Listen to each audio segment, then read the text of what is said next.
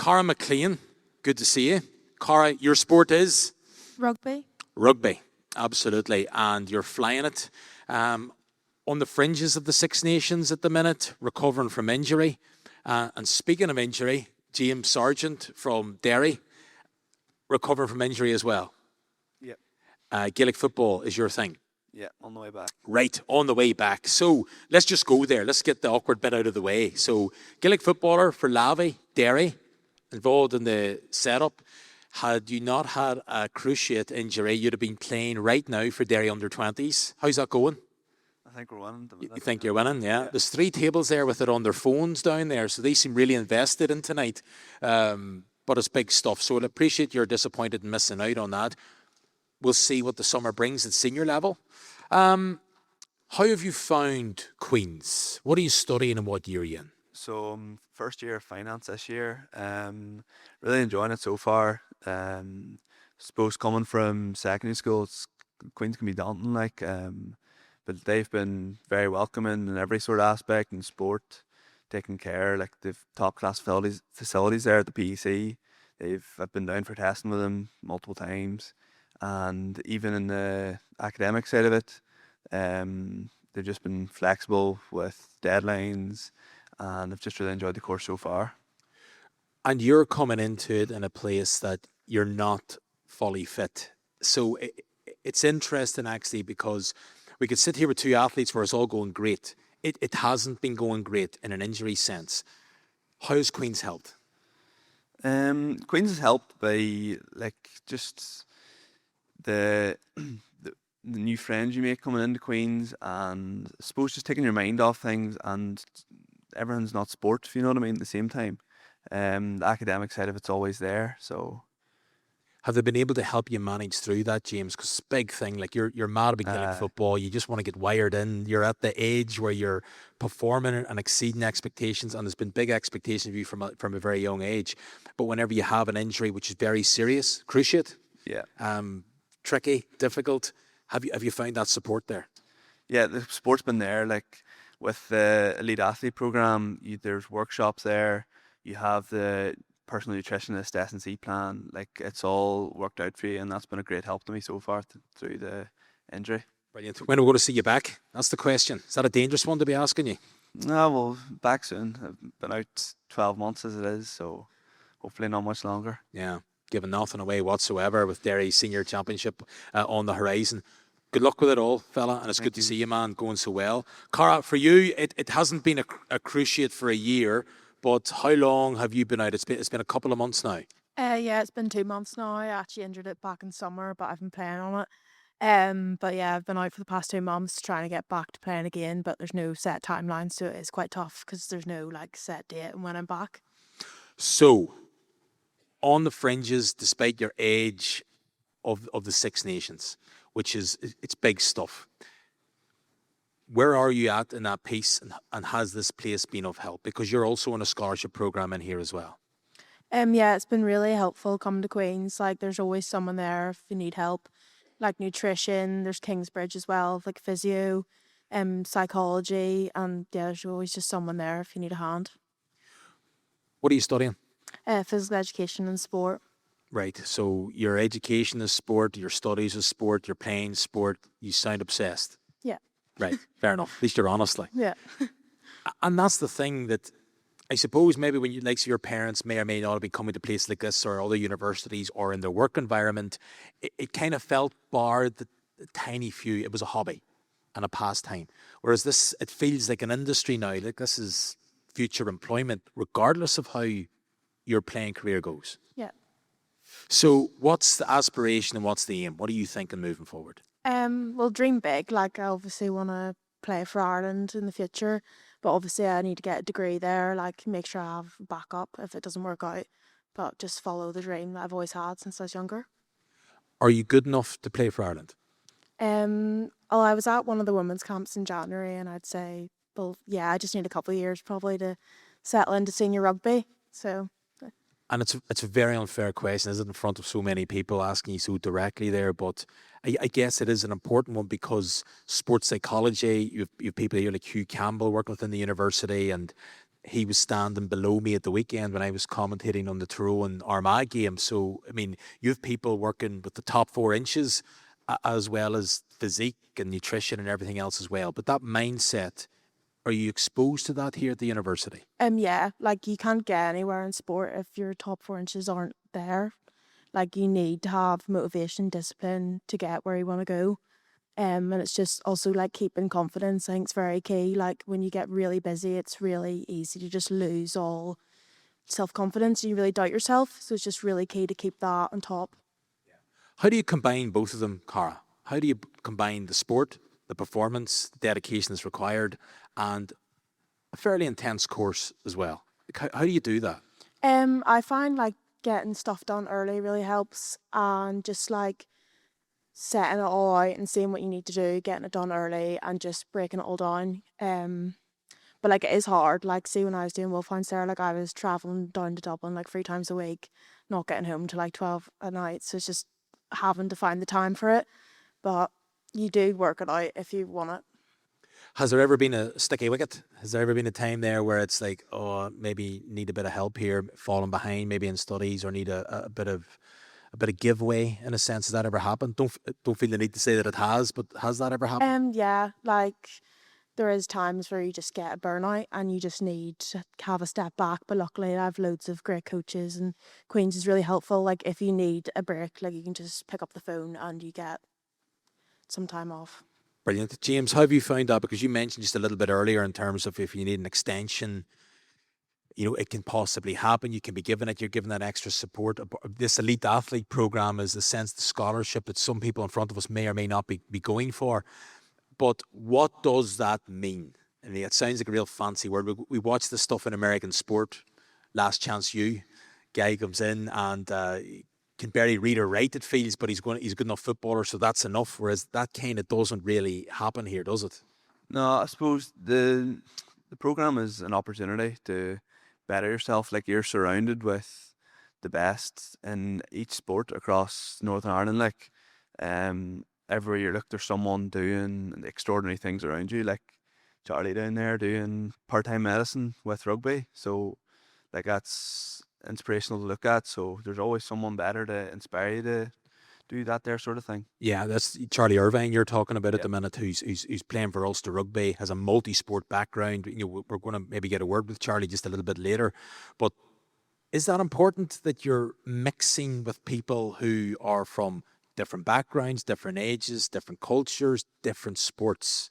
No, it definitely is. Like you get a different perspective on things, and you can pick different things out from different sports. And Like, what would you have picked out there? I know I'm feel like I'm pressing you here, fella, uh, and I apologise, but like if you come here, you're coming up in a culture from like Lavey and Derry, and it's strong Gaelic football, and you arrive in Belfast, and you're probably thinking I kind of have it roughly sussed, and then you're thrown into a pot of people with different sports. What have you picked up that maybe is there one thing that God, yeah, that's quite interesting. um, I'm not sure to be honest. Suppose the just realizing how good everyone else's organizational skills are, and like comparing or balancing that with uni work and sport. That's something that you sort of look at other people and something you have to learn going into university. Yeah, that's really interesting because you know I was at Queens when I was younger, and when I was here, it was actually the rowers were like how they get up at that time in the morning when the likes of themselves not even back in bed at that time of the morning. Sometimes, if you go to the bot, if you're old enough to remember, thankfully it's changed and people are much more mature than the likes of me where I was. But what I found about them, it was my first time in my life being exposed to rowers and the level of dedication that they do, and particularly swimming as well at a different level. A couple of the guys at the Olympics gone past. So being mixed in with those people, you find that you're picking up wee bits and pieces. I definitely you're always picking up wee bits and pieces with the workshops that are available, and just getting them wee 1%ers is going to help you so much in your own sport, and that's how you get to the top level. Yeah. If I'm sitting down a few years' time, James, chatting to you, what's the aim? It's a very dangerous question asked a young fella So, at your age. I suppose just break onto the county team properly and get game time and hopefully establish myself as a player and win. It's the main thing. Yeah, win's the main thing. Forget what everybody else says. Winning's the main thing. At least you're honest. Two honest people here. It's not about enjoyment. It's completely about winning. How close do you feel are you to making it at that top county level, which is just probably playing championship for Derry? It's a very strange question to ask someone who's so young and coming off the back of a cruciate. What's your gut feeling? I don't think I'm too far away. As cocky as it sounds to say that, but I think just like a few years of experience could do me all the wonders in the world there. Like, so it's just taking one step at a time, and I'll get on to the 26 hopefully, and then I'll get some minutes there, and it's just about taking them wee steps towards being an established player around there. Cara, what's the biggest thing that surprised you about this place when you arrived? Just probably the facilities that are available, and there's like so much social side, there's so much sport, there's everything you can need, to be honest. That's interesting about the facilities. Like, they are class, they look wonderful, but if you're around this place, you'll know the level of participation, and you don't have to be at the very, very top level either. It's just people playing third, seconds, which is great to see, but that's putting pressure on facilities as well. So you're seeing just about everybody up there, and it's up to the university to keep investing, which there's a commitment in terms of doing that. For you, what is the one thing that maybe surprised you when you arrived? Probably just the level of dedication people in other sports have. Like, you sort of just don't realise what goes into each sport and all that there. Like, with you use rowing as an example, like getting up at the crack of dawn's not easy every time to get up there and have to want to win and that sort of thing, you know. So if we flip it and forget about the parents in the room, people here at 15, 16 years of age from a multi-sport background, of people here hockey, people here soccer, Gaelic games, rugby, rowing. It's not that long ago you were that age. What is the one thing that you've picked up that you kind of wish maybe somebody would have sat you down at 16 years of age? You've just finished your GCSEs. What would that be? Probably just to enjoy your sport as much as possible. Like, there's no point in playing something you don't actually enjoy, and with your enjoyment in that comes the desire to win, you know, that sort of thing. So I'd say just enjoy it as much as possible, and that's how you work from there. See, that's really interesting, because like, I'm a journalist by trade, and you're presenting programs all the time, but we had Mike McGurn sitting there in that seat who said exactly the same thing, all the desire, bar cutting off your hand and everything else, but talked about you have to enjoy it. You know how important that was. We had Declan McBennett just a little bit earlier, and of all the things he talked around from a broadcasting point of view, a daddy point of view, you know, at the very end he mentioned, look, it's about enjoying it, and how important that is. And here we have you as an athlete. So we've a guy over television and a daddy. We have obviously a daddy and a coach, and we've a player. Not yet a daddy, as far as we know. Nah. Okay, that'd have been quite the revelation, wouldn't it, in front of everybody? Would be, So you're saying exactly the same thing, Cara. Is that the same for you? Would you chime with that, or does that jar with you? I'd probably say, like, don't like focus on the one big picture. Like, set little goals along the way, and like, you know yourself better than anyone else. So like, just make sure you keep yourself right. So if I'm chatting to you in 3 or 4 years' time, what's the kind of plan? Dangerous question, I know, but in terms of Ireland, you've just about said you feel you're good enough, which is a very direct question. I know you're good enough, and I know you feel you're good enough as well. That can be sometimes very impolite for me asking you that, but look, we're here to talk openly about it. Playing Six Nations, starting for Ireland. Is that it? Yeah, hopefully. Even the World Cup that's in 2027 in Australia would be really exciting. So that's just the plan for that, and get fit and ready. What's the best bit of advice, very lastly, to wrap it up, do you feel that you've picked up?